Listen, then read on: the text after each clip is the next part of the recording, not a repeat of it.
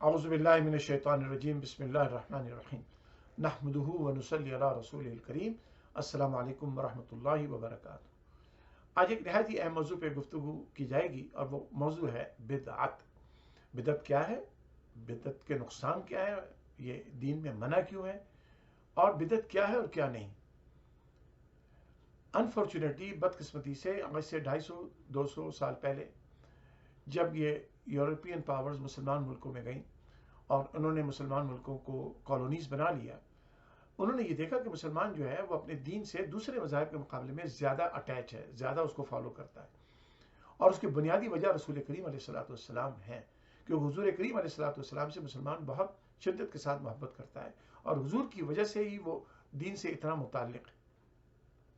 तो उन्होंने इस मोहब्बत को, इस फॉलोइंग को, इस अतात को कमज़ोर करने के लिए नबी अलैहिस्सलाम के हवाले से ऐसी बातें शुरू कर दी और नबी सल्लल्लाहु अलैहि वसल्लम से ताल्लुक़ कमज़ोर करने के लिए ऐसी कुछ उलमा को उन्होंने असरअंदाज किया, उनको इन्फ्लुएंस किया। उसके नतीजे में ये नई डेफिनेशन आज से तकरीबन 200-250 साल पहले सऊदी अरब में क्रिएट की गई। ये डेफिनेशन न किसी हदीस की किताब में है, ना इस्लामी शरीयत के उसूलों में है, ना नबी सल्लल्लाहु अलैहि वसल्लम ने बताया, ना कुरान ने बताया, ना हमारे जो फुक़हा हैं, इमाम अइम्मा फुक़हा, उन्होंने किसी ने भी ये डेफिनेशन दी हो बिदअत की। यानी जो नई डेफिनेशन बिदअत की इस वक्त लोगों में काफ़ी फैली हुई है सऊदी अरब की वजह से, वो डेफिनेशन ये है कि भाई जो मुस्तहब काम हुजूर करीम अलैहिस्सलाम ने भी नहीं किया है और सहाबा किराम ने भी नहीं किया है और हुजूर के अहले पाक ने भी नहीं किया है, ये मुस्तहब काम अगर उन्होंने नहीं किया है तो ये बिदअत बन गया। ये डेफिनेशन बिदअत की इन लोगों ने बनाई है, इसका ताल्लुक इस्लाम से है ही नहीं, न शरीयत के अंदर ये किसी जय्यद उलमा किराम ने ये बात कही है, सिवाय उसके कि ये आज से 200-250 साल पहले इन लोगों ने पैदा कर दिए और मकसद था रसूल करीम अलैहिस्सलाम से दूर किया जाए। हज़रत मोहतरम, आइए हम देखते हैं कि रसूल करीम अलैहिस्सलाम ने बिदअत की क्या डेफिनेशन दी। ये बुखारी शरीफ की हदीस है 2697। नबी अलैहिस्सलाम फरमाते हैं, मन अहदस फी अमरिना हाज़ा मा लैसा मिन्हु फहुव रद्द। जिसने हमारे इस दीन में ऐसा तरीका ईजाद किया जिसका ताल्लुक दीन से नहीं, वो मरदूद है, वो रद्द की जाती है, वो रिजेक्ट की जाती है। इसी तरह से आप जुमे के खुतबे में इमामों से सुनते हैं कि कुल्लु मुहदसतुन बिदअ व कुल्लु बिदअतुन दलाला व कुल्लु दलालतुन फिन्नार। हर मुहदसा बिदअत है, हर बिदअत गुमराही है और हर गुमराही जहन्नम में जाएगी। आइए एक और हदीस रसूल करीम अलैहिस्सलाम की जो मुस्नद अहमद में मौजूद है। नबी अलैहिस्सलाम ने फरमाया, मा अहदस कौम बिदअतन इल्ला रुफ़िअ मिस्लुहा मिन सुन्नह फतमस्सुक बिसुन्नतिन खैरुम मिन इहदास बिदअ। जब कोई कौम दीन में बिदअत का आगाज करती है तो उसकी मिसल एक सुन्नत उठा ली जाती है, लिहाजा सुन्नत को मजबूती से पकड़ना इहदास बिदअत से बेहतर है। और भी हदीस है, मैं सिर्फ इन तीनों पे फोकस कर रहा हूँ कि अदरवाइज बात बहुत तवील हो जाएगी। नबी अलैहिस्सलाम ने फरमाया, अहदस हदस मन अहदस फी अमरिना। और हादिसा जो है, आपका उर्दू में भी लफ्ज इस्तेमाल होता है, हादिसा अचानक होता है, प्लान नहीं होता है। हादिसे का वजूद पहले से नहीं होता, नई चीज होती है। शरीयत मुकम्मल है। अल्लाह ताला ने फरमाया, अल-यौमा अकमलतु लकुम दीनकुम व अतममतु अलैकुम निअमती व रदीतु लकुम अल-इस्लाम दीना। अल्लाह ताला ने रसूल करीम अलैहिस्सलाम पे दीन मुकम्मल फरमा दिया, नेमतें मुकम्मल फरमा दी। अब उसमें न बढ़ाया जा सकता है न घटाया जा सकता है। और दीन और इस्लामी शरीयत क़यामत तक के लिए अल्लाह ताला ने मुकम्मल फरमा दी। अब ये शरीयत मुकम्मल का क्या मकसद है? अब इसमें याद रखिए, जो सबसे अहम चीज़ है, तमाम लोगों को ये पता होनी चाहिए कि इस्लाम में, शरीयत में अहकामात एक किस्म के नहीं हैं, कई अक़साम के अहकामात हैं। इबादात कई अक़साम की हैं, मसलन फ़राइज़ और वाजिबात हैं, सुन्नतें हैं, मुस्तहब्बात हैं, मुबाह हैं, हलाल और हराम हैं। यानी बहुत सारे अहकामात हैं, मामलात हैं, इबादात हैं जो एक ही किस्म के नहीं हैं। अब जो फ़राइज़ और वाजिबात हैं, याद रखिए, वो शरीयत में मुकम्मल डिफाइंड है। उसका तरीका, उसका टाइम, हर चीज़ उसकी बता दी गई है। मसलन 5 नमाजों के औक़ात मुकर्रर कर दिए गए, 5 फ़राइज़ की तादाद मुकर्रर कर दी गई। اب اس کو نہ کوئی بڑھا سکتا ہے نہ گھٹا سکتا ہے. جو بھی اس میں بڑھانے کی گھٹانے کی کوشش کرے گا وہ بدعت بھی ہوگی. ممکن ہے کہ وہ ایسے کام کر بیٹھے جو کفر میں چلا جائے. تو فرائض اور واجبات بالکل ڈیفائنڈ ہے. اسی طرح سے سنت رسول کریم علیہ الصلوۃ والسلام بھی بالکل ڈیفائن ہے. جو حضور کا عمل ہے، حضور کا فرمان ہے حدیث کی صورت میں، اب نہ اس کو کوئی بڑھا سکتا ہے نہ گھٹا سکتا ہے. اب وہ بھی ڈیفائنڈ ہے، وہ بھی مکمل ہے. اب آ جائیے مستحبات کی طرف.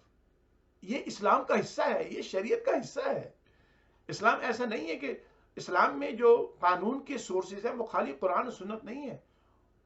اس میں قیاس بھی ہے، اس میں اجتہاد بھی ہے، اس میں اجماع امت بھی ہے، اس میں صحابہ کرام کے اقوال بھی ہیں. یہ ساری چیزیں ہیں. ان لوگوں نے بالکل اپنی پسند کی چیز کو اسلام بنا دیا. تو دیکھیے فرائض اور واجبات چینج نہیں ہو سکتے، سنتیں اور احادیث چینج نہیں ہو سکتی. مستحبات، مستحب وہ عمل ہے جس کی بنیاد تو اسلام میں، دین میں، قرآن میں ہو، لیکن اس کی شکل جو ہو وہ تبدیل ہو سکتی ہے. مثلا کوئی شخص یہ کہے کہ جناب میں چونکہ روزانہ کام کرتا ہوں، میرے پاس ٹائم نہیں ہوتا، میں دین سکھانا چاہتا ہوں، اب میں ہر بدھ کو مغرب کی نماز کے بعد لوگوں کے ساتھ بیٹھ کے قرآن سکھاؤں. اب دیکھیے قرآن سکھانے کا تو کانسیپٹ اسلام میں ہے نا، شریعت میں ہے، لیکن بدھ کے دن مغرب کے بعد ضروری نہیں ہے. اب اس شخص نے اپنی آسانی کے لیے بدھ کا دن مغرب کے بعد مقرر کر لیا. تو اس کو ہم کہتے ہیں کہ یہ انہوں نے ایسا کام کیا ہے، دین سکھائیں گے اس کا ثواب ہے، اپنی آسانی کے لیے انہوں نے بدھ کا دن مقرر کیا. یہ عمل جو ہے بدھ کا دن مقرر کرنا، یہ مستحب عمل ہے. اسی طرح سے بہت سارے مستحب اعمال ہوتے ہیں. مثلا کوئی انسان ہے جس کو ہیلپ کی ضرورت ہے، آپ اس کی ہیلپ کر سکتے ہیں، آپ نے جا کے اس کی ہیلپ کر دی. تو دین میں کسی کی مدد کرنا یہ ضروری ہے اور اس کا حکم بھی ہے. یہ ایک دینی اور گڈ ڈیڈ ہے، یعنی نیکی کا کام ہے. لیکن آپ نے اس کی ہیلپ کرنا، یہ ایک آپ کا مستحب عمل تھا جس کا آپ کو ثواب ملے گا.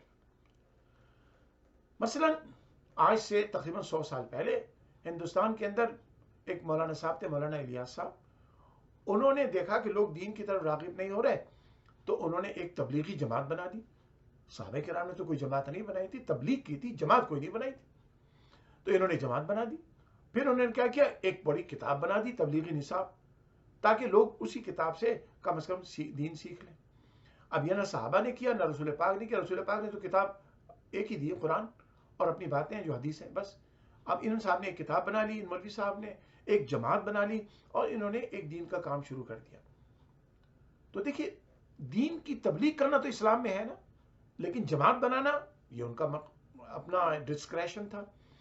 تبلیغی کتاب لکھنا یہ ان کا ڈسکریشن تھا. اس کو آپ مستحب عمل کہہ سکتے ہیں. اسی طرح سے دارالعلوم دیوبند کے جب 100 سال مکمل ہوئے تو وہاں کے علماء نے جناب بہت بڑا جشن منایا تھا. تو اب اس دین کی تبلیغ کے لیے ادارے بنانا یہ تو اچھی بات ہے، لیکن 100 سالگرہ منانا یہ ان کا اپنا ایک مزاج تھا، یہ ان کی اپنی ڈسکریشن تھی، یہ ان کی ایک مرضی تھی. تو انہوں نے کر لیا. یہ تمام کام مستحب سمجھ کے لوگ کرتے ہیں.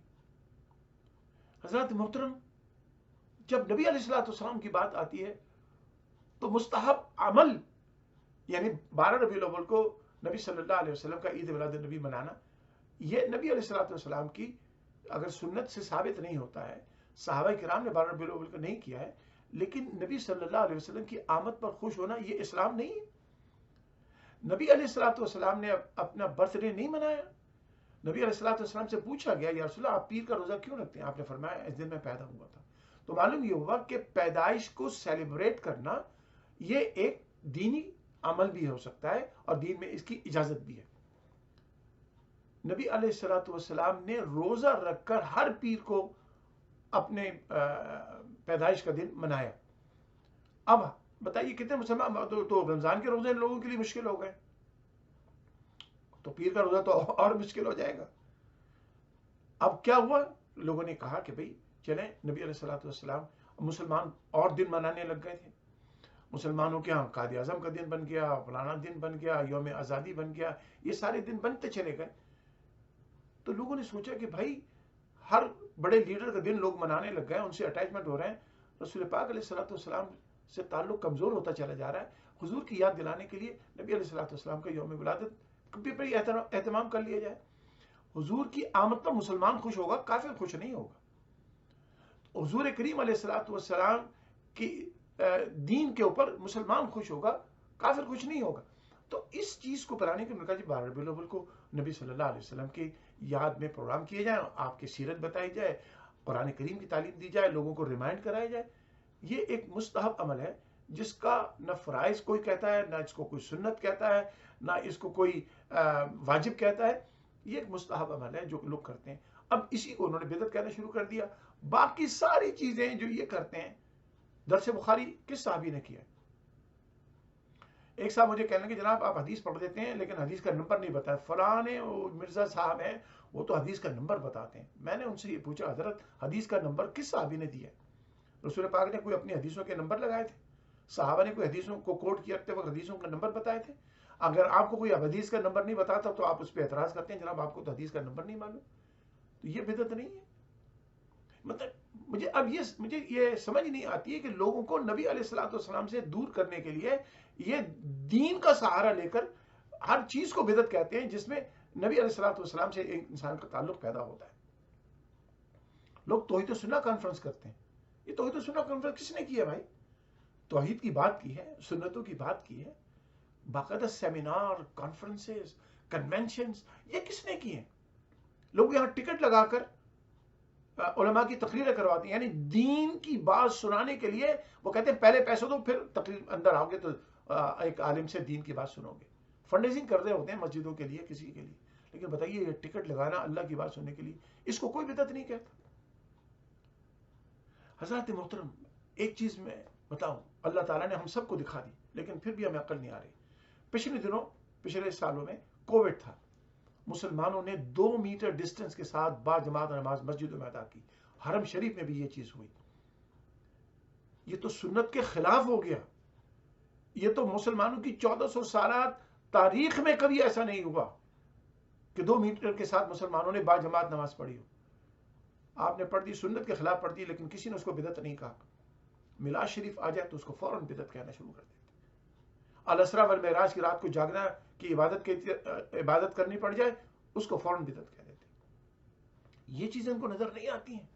ये कितना तासुब है रसूल करीम अलैहिस्सलाम के साथ इन मुसलमानों को कि आप हर दुनिया की यानी दीन के काम बता रहा हूं। मैं तो साइंस और टेक्नोलॉजी पे बात ही नहीं कर रहा हूं कि हुजूर तो गधे पर और घोड़े पर और ऊंट पर बैठे, तुम कारों में बैठे हो। मैं तो उसकी बात ही नहीं कर रहा हूं। मैं वो दीनी अमल की बात कर रहा हूं जो ये सब करते हैं। और वो सारे काम ना नबी सल्लल्लाहु अलैहि वसल्लम ने किए, ना सहाबा ने किए, ना हमारे अइम्मा फुक़हा ने किए, ना बुजुर्गों ने किए, लेकिन वो शुरू हो गए। उनको कोई बिदअत नहीं कहेगा। मिलाद शरीफ कर ली जाए फौरन वो बिदअत हो जाता है। आइए रसूल करीम अलैहिस्सलाम की एक हदीस में आपको सुनो, और ये हदीस सहाय सित्ता की तकरीबन तमाम किताबों में, मुस्लिम शरीफ में है, निसाई शरीफ में है, इब्न माजा में है, मुस्नद अहमद में है, दारमी में है, इब्न शैबा में है, बैहक़ी में है।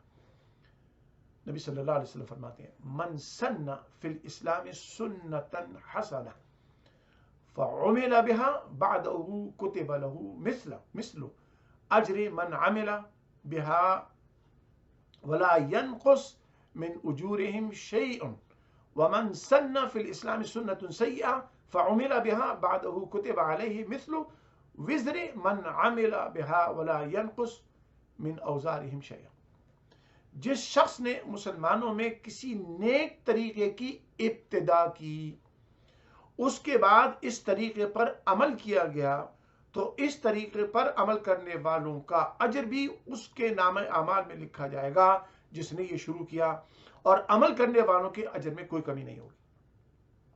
और इसी तरह जिस शख्स ने मुसलमानों में किसी बुरे तरीके की इब्तिदा की और उसके बाद इस तरीके पर अमल किया गया, तो इस बुरे तरीके पर अमल करने वालों का गुनाह भी उस शख्स होगा जिसने ये शुरू किया, और उस शख्स को के नामे अमाल में भी लिखा जाएगा जो ये अमल करेगा, और अमल करने वालों के गुनाह में कोई कमी नहीं होगी। अब आप बताइए, मन सन्ना फिल इस्लाम सुन्नतुन हसना, अल्लाह के रसूल ने फरमाया जो एक अच्छा काम शुरू करेगा।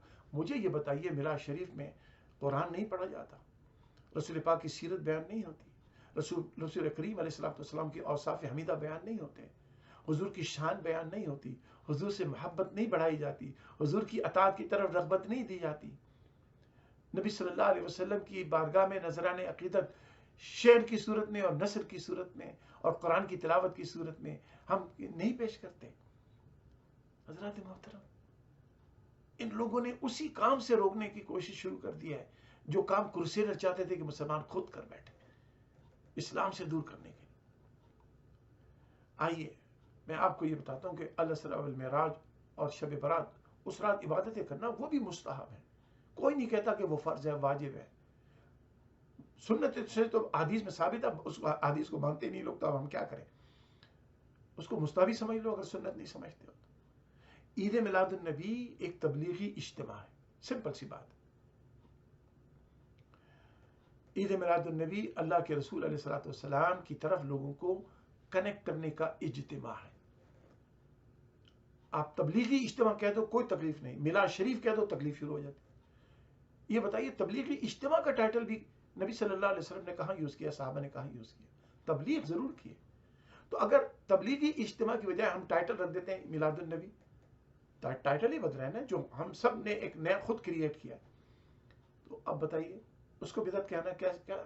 میں آپ کو بتاتا ہوں، امام ابن تیمیہ جو اہل حدیث لوگوں کے سب سے بڑے امام ہیں، ان کے فتاوی ابن تیمیہ پڑھ لیجئے. آپ نے یہ کہا، یہ ضرور کہا کہ عید میلاد النبی ایک نیا کام ضرور ہے، یہ بدعت ضرور ہے، لیکن امام ابن تیمیہ فرماتی ہیں کہ مجھے امید ہے کہ لوگ یہ کام محمد مصطفیٰ صلی اللہ علیہ وسلم میں کرتے ہیں، اللہ ان کو اجر عطا فرمائے گا. ایک اور اہل حدیث عالم گزرے ہیں بڑے مشہور، مولانا صدیق حسن بھوپالی صاحب. آپ نے نبی صلی اللہ علیہ وسلم کے بدعت کے حوالے سے آپ نے یہ بات کہی کہ بدعت وہ ہے جس سے اس کے بدلے میں کوئی سنت متروک ہو جائے. یعنی نبی صلی اللہ علیہ وسلم کی جو حدیث میں نے شروع میں پڑھی تھی، ما احدث قوم بدعۃ الا رفع مثلها من السنہ. آپ نے فرمایا، جناب مولانا صدیق حسن خان بھوپالی صاحب فرماتے ہیں کہ بدعت وہ ہے جس سے اس کے بدلے میں کوئی سنت متروک ہو جائے، اور جس بدعت سے کسی سنت کا ترک نہ ہو وہ بدعت نہیں ہے، بلکہ وہ اپنی اصل میں مباح ہے. اب آپ بتائیے میلاد شریف کرنے سے حضور کی کس سنت کو ترک کیا گیا؟ دنیا کا کوئی شخص نہیں بتا سکتا کہ نبی علیہ السلام کی کوئی سنت ترک ہوئی ہو میلاد شریف کرنے سے، 12 ربیع الاول کو عید میلاد النبی منانے سے. ہم تو ویسے پورے سال میلاد شریف کرتے ہیں الحمدللہ، پورے سال ہماری مساجد میں، ہمارے گھروں میں رسول کریم علیہ السلام کے میلاد شریف کے ذکر خیر کی محافل ہوتی ہیں، 12 ربیع الاول کو بھی ہوتی ہے. حضرات محترم، میں یہاں دیکھتا ہوں اپنی کمیونٹی میں کہ لوگ شادیوں میں نامحرم عورتوں کے ساتھ ڈانس کر رہے ہوتے ہیں پبلکلی، جانگیے پہن کر، نکریں پہن کر، شارٹس پہن کر گھوم رہے ہوتے ہیں، گولف کھیل رہے ہوتے ہیں. لیکن جب میلاد شریف کی بات آتی ہے کھٹ سے فتویٰ دیتے ہیں کہ یہ بدعت ہے. ایک منٹ کے لیے انہیں احساس نہیں ہوتا کہ ان کی عملی زندگی میں کیا ہے. تو ان کے یہاں وہ سیپریشن ہو گیا. انہوں نے کہا جناب یہ تو دنیا تھی، اور عید میلاد النبی چونکہ دین ہے اس لیے ہم دین میں اضافہ نہیں کر سکتے. میں آپ سے یہ پوچھتا ہوں اللہ کے واسطے کہ مسلمان کا کون سا کام ہے جو دین سے باہر ہو سکتا ہے؟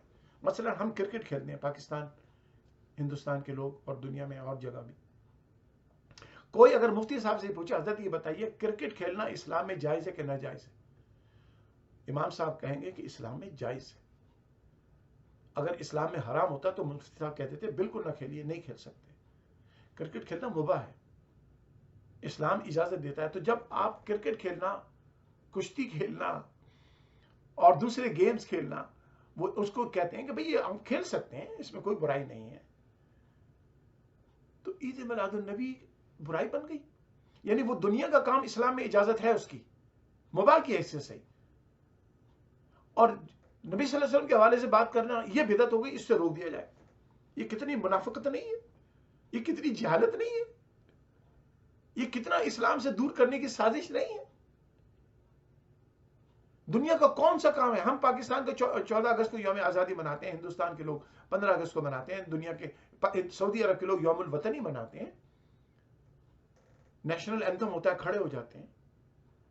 کبھی کسی مولوی نے فتویٰ دیا کہ نیشنل اینتھم کے لیے، فلیگ ہوسٹنگ کے لیے کھڑا ہونا بدعت ہے؟ کبھی نہیں دیا. لیکن رسول کریم علیہ السلام پر درود و سلام پڑھنے کے لیے آپ کھڑے ہو جائیں، کھٹ سے بدعت ہو جاتی ہے، کیونکہ وہ یہ کہتے ہیں کہ وہ دنیا کا کام ہے. دنیا کا کام اسلام میں اجازت ہے، اور یہ ہم نہیں کہہ رہے کہ یہ فرض ہے، واجب ہے، یہاں تک چلے سنت بھی نہیں کہتے ہم، ایک منٹ کے لیے مان لیں اس بات کو، لیکن دین کا کام ہے. تو اگر وہاں وہ جائز ہو سکتا ہے تو یہ کیوں نہیں جائز ہوتا؟ آپ سوچے تو صحیح، آپ لوگ کر کیا رہے ہیں؟ آپ اس امت کو کس طرف لے جا رہے ہیں؟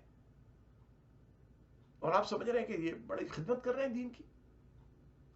حضرات محترم ذرا غور کیجئے، نبی صلی اللہ علیہ وسلم نے عاشورہ کے دن روزہ رکھنے کا حکم دیا نا، 9-10 محرم یا 10-11 محرم. وجہ بھی سب کو معلوم ہے کہ حضور کو بتایا گیا کہ جناب اس دن بنی اسرائیل فرعون سے آزاد ہوئے تھے. تو بنی اسرائیل کا یوم آزادی نبی صلی اللہ علیہ وسلم نے روزہ رکھ کر منایا، اور حکم بھی دیا روزہ رکھو. تو یوم آزادی منانے کا تو سنت طریقہ ہے کہ آپ روزہ رکھیں. تو پاکستان کا یوم آزادی 14 اگست کو منا کے روزہ کتنے لوگ رکھتے ہیں؟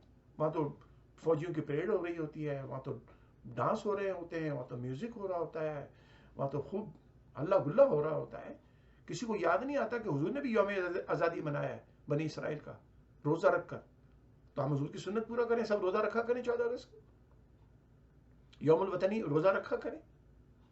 یعنی آپ کو وہاں اسلامی شریعت نظر نہیں آتی. وہاں بالکل ٹھیک ہے 14 اگست منانا جائز ہے، کیونکہ ہمارے اسلاف نے منایا. عید میلاد النبی ہمارے اسلاف نے نہیں منایا.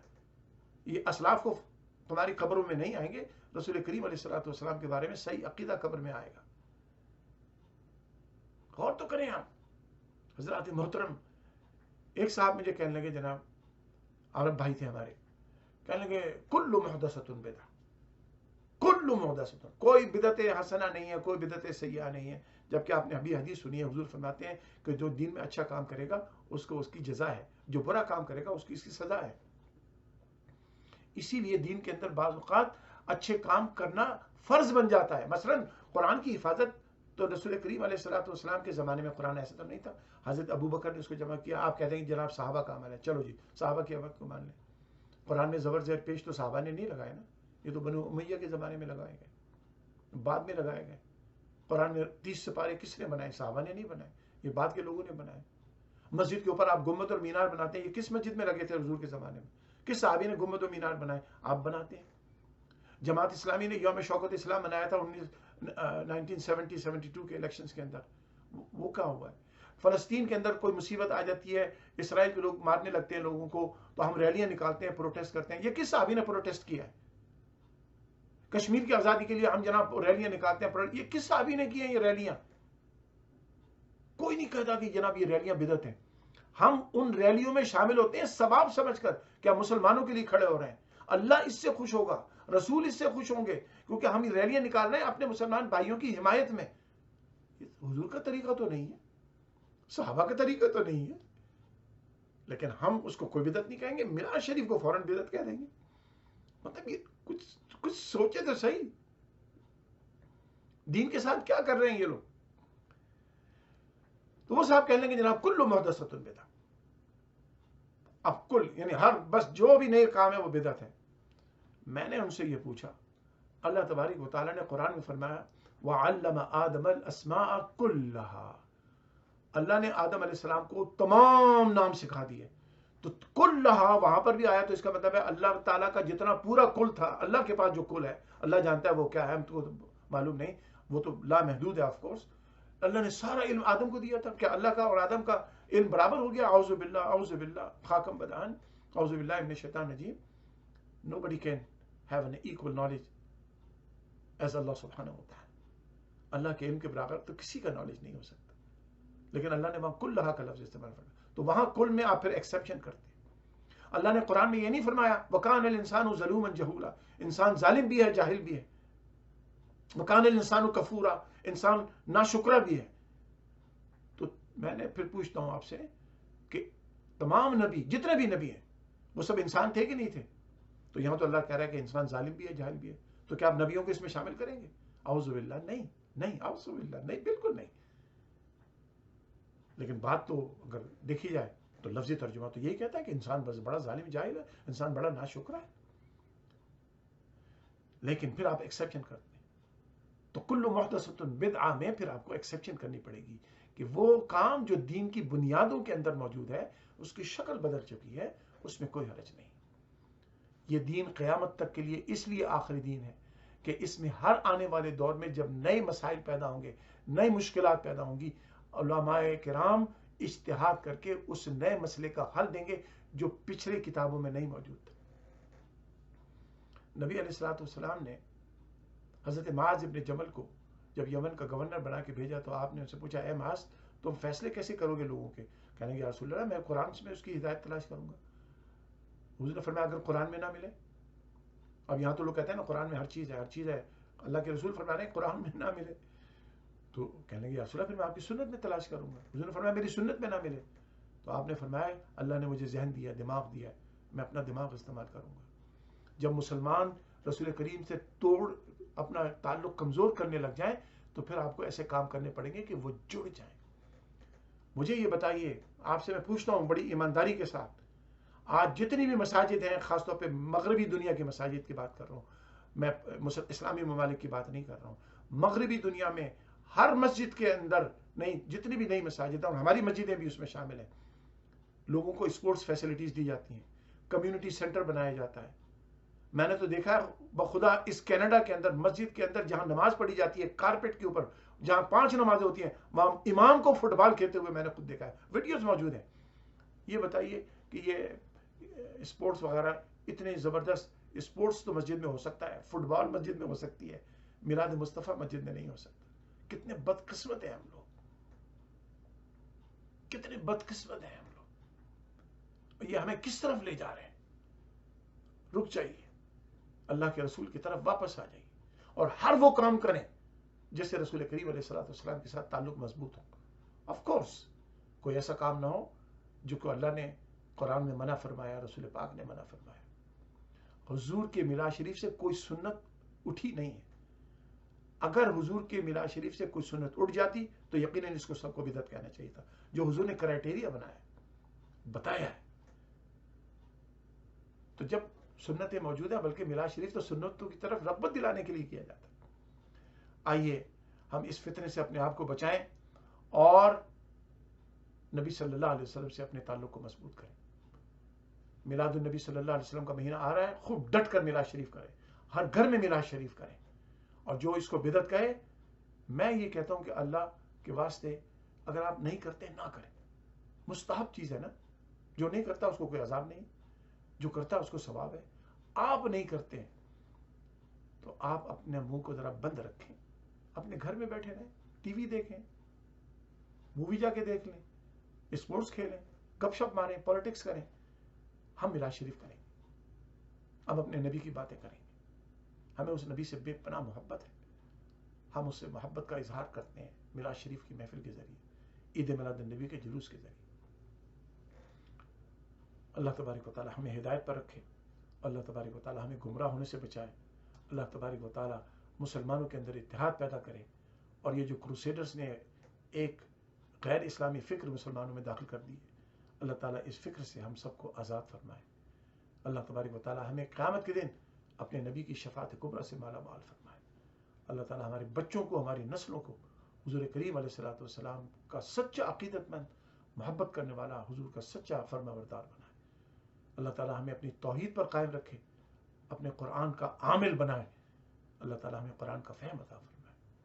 اللہ تبارک و تعالیٰ مسلمانوں کو دنیا اور آخرت میں سرفراز اور عزت والی زندگی عطا فرمائے۔